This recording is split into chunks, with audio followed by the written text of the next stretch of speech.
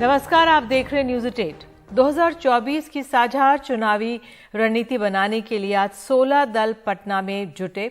सबने कहा है कि वो एक हैं और एक साथ चुनाव लड़ेंगे, लेकिन जब तक ये प्रेस कॉन्फ्रेंस हो रही थी तभी आम आदमी पार्टी की अलग से आवाज सुनाई पड़ने लगी।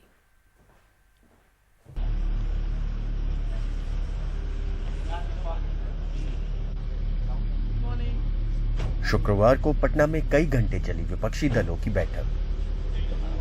फिर कई दिग्गज प्रेस कॉन्फ्रेंस में एक साथ नजर आए। शरद पवार, नीतीश कुमार, लालू यादव, राहुल गांधी, ममता बनर्जी, महबूबा मुफ्ती जैसे नेताओं के साथ एक छोटा सा भारत बीजेपी से मुकाबले के लिए एक साथ लड़ने की बात करता रहा। बहुत अच्छे ढंग से और सब लोगों ने माना है कि हम लोग मिलकर के चलेंगे और देश के हित में है। अभी जो भी शासन में है वो देश के हित में काम नहीं कर रहे और सारे इतिहास को बदल रहे हैं। आजादी की लड़ाई को भी भुलवा देंगे। तो एक एक चीज जो काम हो रहा है उस सबको लेकर के सबकी चिंता है, इसलिए सब लोग एकजुट रहेंगे। तो आज बहुत अच्छे ढंग से बातचीत हो गई है। बहुत खुल करके सभी लोगों ने अपने इरादा को रखा है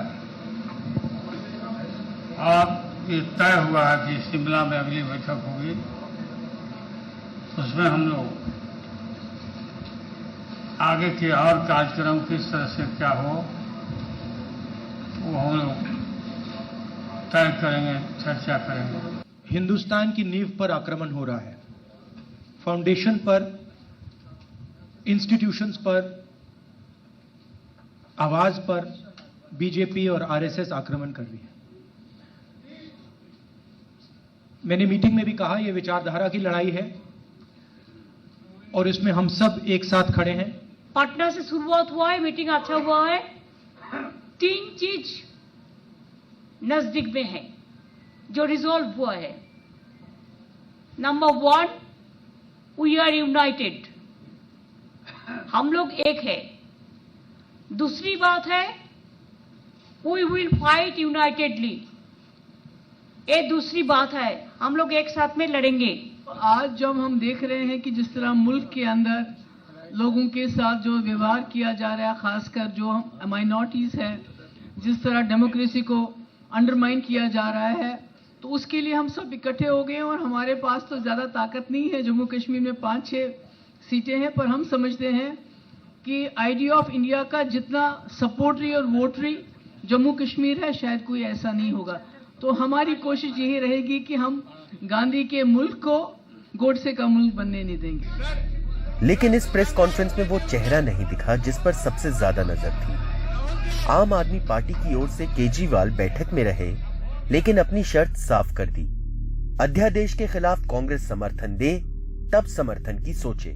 पार्टी प्रवक्ता जैस्मिन शाह ने कुछ सख्त लहजे में कहा, ये चाय समोसे के लिए बैठक नहीं थी। अगर संविधान को आपके आंखों के सामने जलाया जा रहा है, कुचला जा रहा है, तो हार्ड स्टैंड तो लेना पड़ेगा। चाय समोसे खाने के लिए कोई विपक्षी दल एकजुट नहीं हुए हैं, सिद्धांत के ऊपर एकजुट हुए हैं कि संविधान को बचाना है।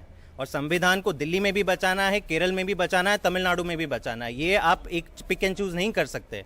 और जिस जगह पे जहां 15 में से 14 विपक्षी दल एक साथ हैं, एक आवाज में बात कर रहे हैं, वहां पे कांग्रेस क्यों चुप है? तो ये सवाल कांग्रेस को पूछना चाहिए आपको कि कांग्रेस इतने बड़े मुद्दे पे, जहां पे एक तरह से डेमोक्रेसी को खत्म किया जा रहा है दिल्ली में, उस पे आप सफाई नहीं दे रहे हैं। और आपके जो सीनियर लीडर्स है पंजाब के और दिल्ली के, कह रहे कि नहीं, इसमें तो मोदी जी का साथ देना चाहिए। हालांकि कांग्रेस कह रही है कि आप मॉनसून सत्र का इंतजार करें। ऑर्डिनेंस बाहर नहीं, अपोज करना या प्रपोज करना बाहर नहीं होता, ये कहाँ होता है? पार्लियामेंट में होता है।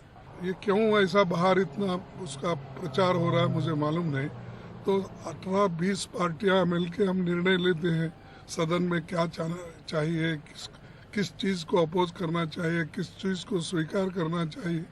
तो ये जो चीजें हैं, अब कहने के बजाय हम जो कहेंगे जब शुरू हो जाएगी पार्लियामेंट, उससे पहले निर्णय लेंगे। इस टकराव का अंदेशा पहले से आपने करा दिया था, लेकिन इसमें शक नहीं कि विपक्षी एकता की राह में रोड़े कई हैं। इसलिए भी सब फूक फूक कर कदम रख रहे हैं।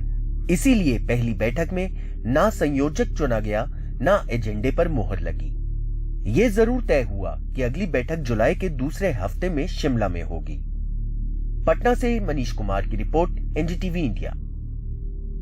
और अब इसी बैठक से जुड़ी हुई अहम खबर आ रही है। विपक्षी दलों की बैठक में केंद्र के अध्यादेश पर क्या हुआ, इस पर सूत्रों के हवाले से खबर है कि नीतीश कुमार ने सबसे पहले ये मुद्दा उठाया है। तो हमारे सहयोगी मनीष कुमार हमें और डिटेल्स देंगे। मनीष, तो क्या और जानकारी आ रही है इस पूरे मामले में, क्योंकि कहासुनी काफी हुई है, बताया जा रहा है कांग्रेस और आम आदमी पार्टी के बीच में।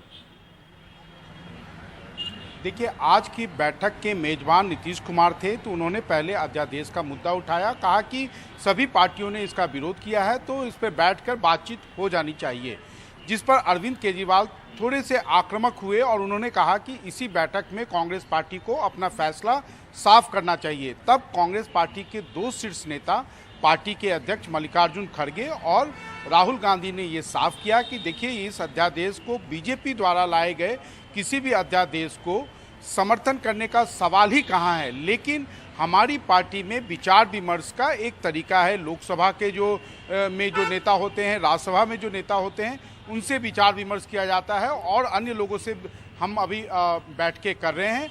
और जब भी मानसून सत्र के आने वाले प्रस्तावित मानसून सत्र के 10 दिन पहले इस संबंध में फैसला ले लिया जाएगा, लेकिन उन्होंने कहीं नहीं कहा कि हम आने वाले दिनों में इस अध्यादेश का समर्थन करने वाले। उन्होंने साफ किया कि इस अध्यादेश का पार्टी आने वाले दिनों में विरोध ही करेगी, क्योंकि उन्होंने कहा कि वो समर्थन करने का कोई सवाल नहीं है।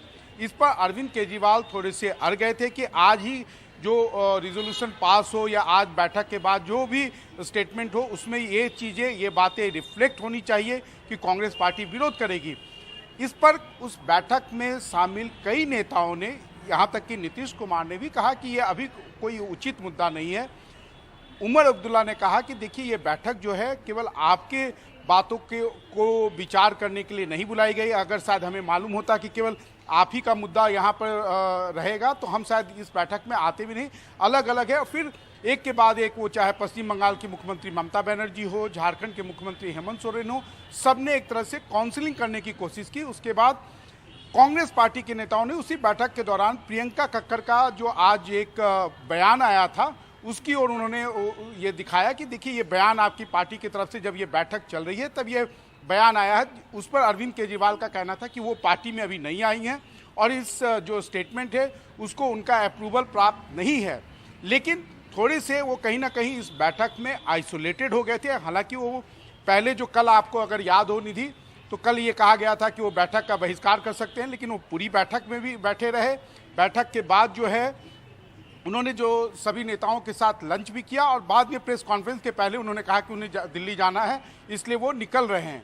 लेकिन आज की बैठक में एक बात थी कि अरविंद केजरीवाल कहीं ना कहीं अपनी जिद के कारण अलग थलग पड़े।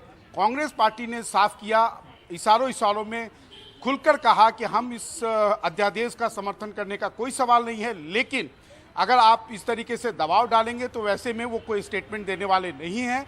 वो स्टेटमेंट जब भी आएगा, पार्टी का जो भी फैसला है वो प्रस्तावित मानसून सत्र के 10 दिनों के पहले या कुछ दिनों पहले जो है वो साफ कर दिया जाएगा।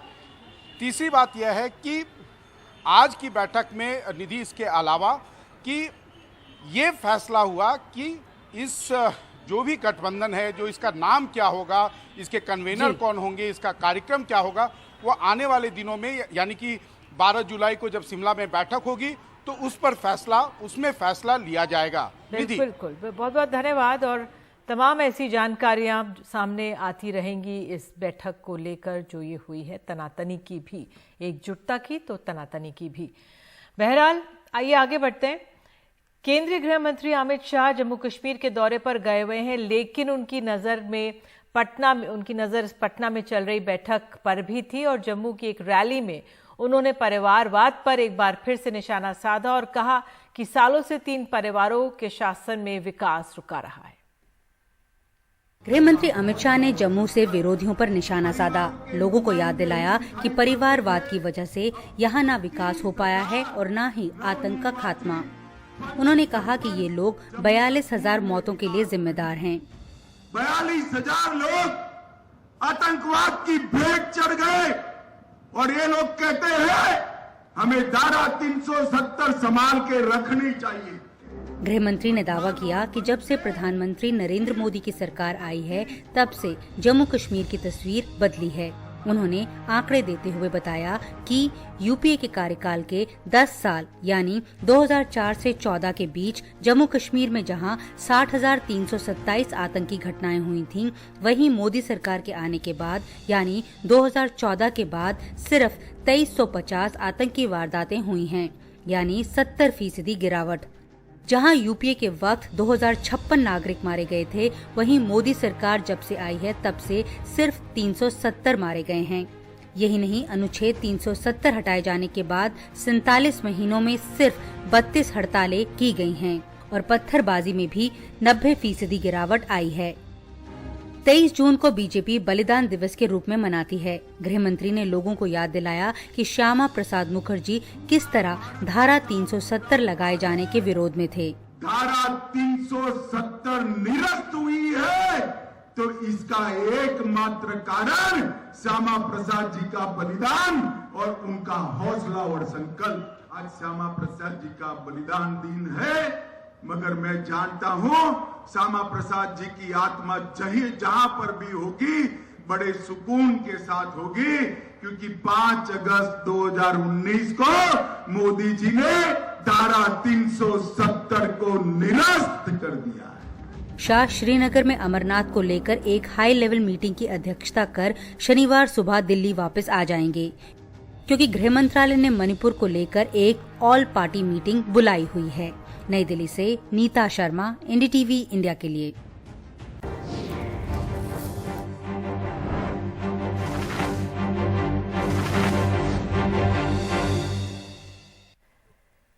और अब बात करते हैं प्रधानमंत्री के अमेरिका के दौरे की। आज का कार्यक्रम ये है कि आपको बता दें, टेक हैंडशेक, टेक सीईओ से मिलेंगे प्रधानमंत्री मोदी जो बाइडेन आज 8 बजे से 9:30 बजे के बीच।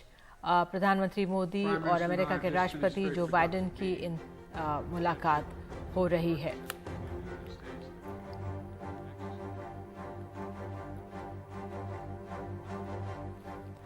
प्रधानमंत्री मोदी ने अमेरिका में एक दिलचस्प बात कही है। उन्होंने कहा है कि एआई का दौर है। एआई यानी अमेरिका और इंडिया। दरअसल ये एआई एक प्रतीक भी है कि भारत और अमेरिका तकनीक के क्षेत्र में एक साझा छलांग लगाने को तैयार है। अहम ये भी है कि प्रधानमंत्री का ये अमेरिका दौरा सबसे ज्यादा तकनीकी समझौते लेकर आया है और ऐसे समझौते जिनका असर भारत की रक्षा प्रौद्योगिकी पर भी पड़ेगा और भारत के विकास पर भी। Clean energy transition and secure. Through our debt relief and building resilience. In AI, artificial intelligence, at the same time, there have been even more momentous development in another AI, America and India.